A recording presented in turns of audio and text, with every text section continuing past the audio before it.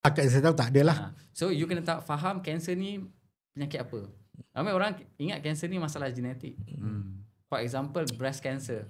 Breast cancer, kalau your mom ada breast cancer, anak-anak perempuan dia mesti semua akan berisiko tinggi untuk ada breast cancer. Tetapi apa yang you inherit daripada mak dia tu adalah you bukannya inherit penyakit breast cancer tu, tak. Tetapi you inherit the way your body works. Faham tak? Okay, kenapa breast cancer ni common? Sangat-sangat common dekat orang perempuan, bukannya orang lelaki. Sebab perempuan ada hormon estrogen yang tinggi.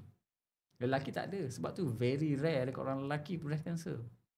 Kenapa Tuhan suruh perempuan menopause umur 52 average? Kenapa? Kalau perempuan tak menopause umur 52, 60 semua perempuan ada breast cancer. Jadi nak kata breast cancer punca daripada estrogen ke? Ya, betul. Okay? Sebab itulah Tuhan cakap menopause lah. Tak payahlah nak cantik umur dah 52, anak dah 5. Apa nak cantik lagi? Okay? Cantik untuk suami.